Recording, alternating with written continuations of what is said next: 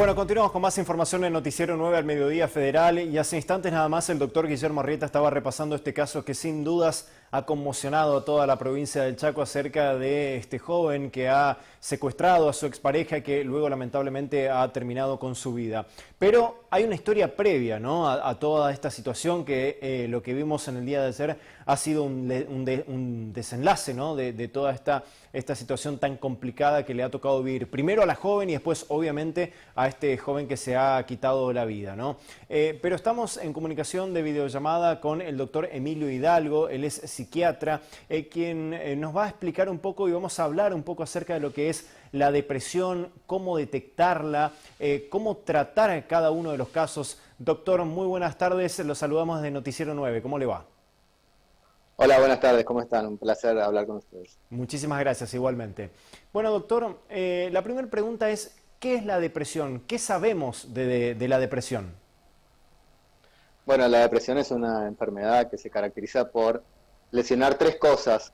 Altera mucho la voluntad, altera mucho las ganas, altera la afectividad, no se puede experimentar placer, aparece la tristeza, y altera el pensamiento. Entonces, pensamos diferente, todo lo vemos dramático, catastrófico, y pueden aparecer estas ideas de suicidio que sería como en las depresiones más graves las que suelen aparecer y terminan ocasionando muchas veces suicidio o intentos de suicidio. Claro. ¿Cuáles son los indicios, doctor, para detectar esta depresión en una persona? En general puede tener que ver con los tres sistemas o con alguno de los sistemas afectados. Cuando afecta la voluntad, no tengo ganas de trabajar, no tengo ganas de hacer ejercicio, a veces ni ganas de limpiar la casa o de bañarse.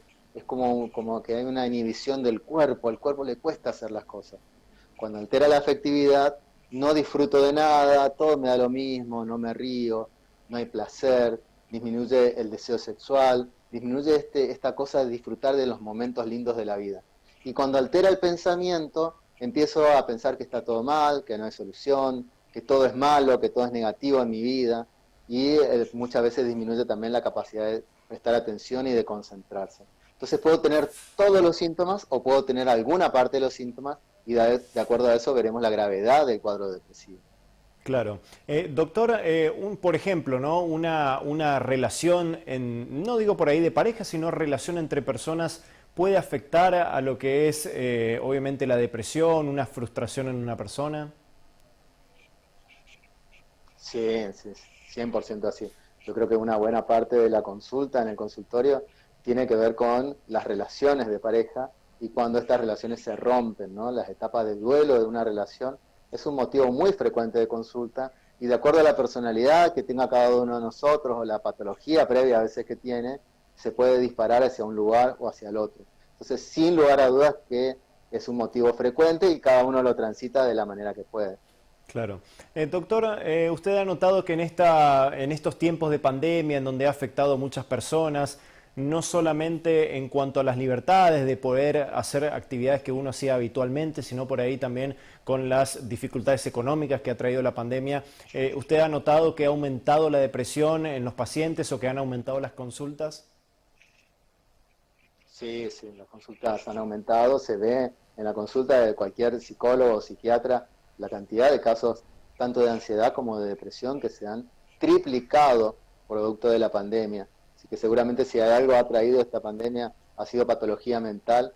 De estas dos que te nombro, que son las más frecuentes, pero también un aumento de las adicciones, del consumo de sustancias como el alcohol, el cigarrillo, cosas así que seguramente se han disparado. Pero donde más se ve en el día a día es en los casos de ansiedad y de depresión. Claro. Justamente tocó un tema, doctor, que le iba a preguntar a continuación, que es el tema del Uh -huh. consumo de las sustancias, tanto de alcohol Sí, como drogas. ¿Son una causa o son una consecuencia de la depresión? son una consecuencia.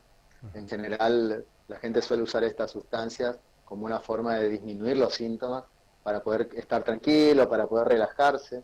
Y muchas veces el uso de esta sustancia, como si fuera una medicación, después van generando adicción a lo largo del tiempo. Claro. Doctor, ¿está notando que cada vez hay mayor depresión en personas más jóvenes que por ahí no se veía tanto esto? No sé si es que no se veía tanto, yo creo que cada vez es como que lo identificamos un poco más. La verdad es que la depresión es muy frecuente en adolescentes y en ancianos. Son los dos sectores donde más se presenta la depresión. Por eso es que nosotros por ahí muchas veces nos sorprendemos de cómo el suicidio es la segunda causa de muerte en personas menores de 25 años, pero lo que pasa es que la depresión es muy frecuente en personas menores de 25 años y seguramente que la depresión es la primera causa de suicidio, digamos, como consecuencia. Entonces, no creo que sea que ha aumentado, sino creo que lo estamos identificando y seguro que con la pandemia, bueno, se aumentó en todos lados, ¿no? En todas las franjas etarias. Claro. Doctor, obviamente cada uno de los pacientes tiene su propio tratamiento según cada una de las personas dentro de lo que es un consultorio o en su propio consultorio. Pero digo, por ahí para las familias, ¿no?, del paciente es importante tener algunos tips, saber cómo manejar a la persona, cómo tratarla. ¿Nos puede brindar alguna de esas recomendaciones, doctor? Sí, seguramente que la comunicación es la primera de ellas. Siempre tenemos que estar al tanto, preguntar qué te pasa, dar un espacio donde se pueda hablar sin opinar, escuchar, tener una buena escucha, yo creo que es la clave. Finalmente acompañar, validar, sentir que esa persona puede expresar su emoción, puede expresar su tristeza. Vivimos en una sociedad donde la tristeza tiene mala prensa, es como que no dejamos ni siquiera llorar a la gente, ¿no? Tratamos de que se calme. Nosotros tenemos que tratar de contener, escuchar, permitir la queja y a partir de ahí esa persona va a poder sentirse como con ganas de contarnos cuál es el problema o qué es lo que está sintiendo. Si nosotros podemos acompañar y podemos ayudar, bueno, bien, pero si escapa ya tenemos que consultar a un profesional que puede ser un psicólogo, un psiquiatra o cualquiera del ámbito de la salud mental. Doctor, el no dejar sola, digo físicamente a la persona también es valedero, ¿no? 100%, 100%. La soledad es una mala consejera y está comprobado que las personas que se sienten solas, más allá de estarlo o no, son las que tienen mayor posibilidad de caer en depresión. Entonces, la compañía, la cuestión social, el juntarse, no aislarse, somos seres sociales. Creo que cuando empezamos a aislarnos significa que algo está pasando. Por eso es importante juntarnos siempre y una de las enseñanzas que nos dio la pandemia es cómo necesitamos a los otros, ¿no? Cómo necesitamos el abrazo, la juntada. Me parece que eso es indispensable y fundamental para evitar cuadros de depresión. Doctor, le agradecemos muchísimo por este contacto con Noticiero 9 al Mediodía Federal, ha sido muy amable. No, por favor, muchas gracias a ustedes. Muchísimas gracias, muy amable.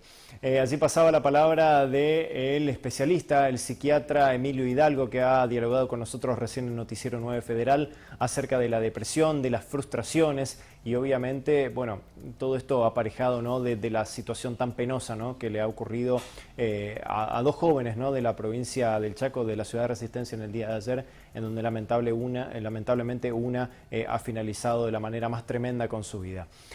Vamos a cambiar de información y por supuesto continuamos con más noticias aquí en Noticiero 9 al Mediodía Federal. Un tipo de consecuencia, de hecho está habilitado para el uso pediátrico, en caso de la sarna, ¿no? Es otra cuestión, pero... Y la otra cuestión es que si bien esto no tiene nada que ver con